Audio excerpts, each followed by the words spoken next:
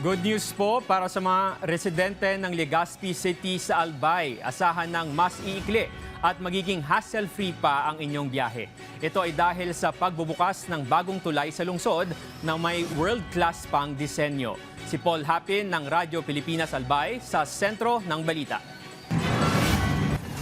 Isa ang barangay Bugtong dito sa Legazpi City sa mga apektado ng matinding traffic, lalo na tuwing rush hour. Pero dahil bukas na ang bagong Pawa Bugtong Bridge, tila nakaluwag ang sentro ng Bugtong dahil nadagdagan ng mga ruta papunta at pabalik ng Pawa. Hindi na po gaano ka-traffic ngayon kasi po marami pong diversion.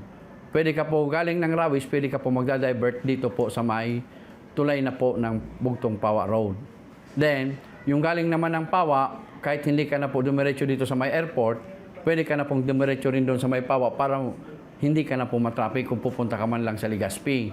World class nga kung ituturing ng mga taga-Bugtong at Pawa ang 67.25 metrong tulay na ito. Bukod kasi sa magagandang disenyo, naglagay rin ng bike lane at sidewalk ang Department of Public Works and Highways para sa mga siklista at pedestrian. Kaya naman ang lokal na pamahalaan ng Legazpi City, lubos ang pasasalamat sa administrasyon ni Pangulong Ferdinand Marcos Jr.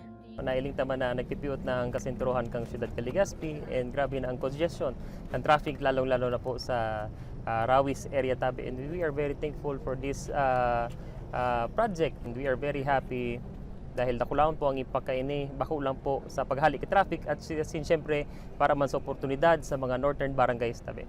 Isa nga sa mga inaasahang benepisyo ng Pawa Bugtong Bridge ay ang paglago ng turismo at kalakalan dahil magiging mabilis na ang pagbiyahe ng mga produkto sa iba't ibang bahagi ng probinsya. Sa ngayon, puspusan ang rehabilitasyon at pagkukumpuni sa ilan pang kalsada at tulay sa iba't ibang bahagi ng bansa. Alinsunod yan sa utos ni Pangulong Marcos na bigyan ng ligtas at maginhawang biyahe ang mga Pilipino. Mula rito sa Albay, para sa Integrated State Media, Paul Hapin ng Radyo Pilipinas, Radyo Publiko.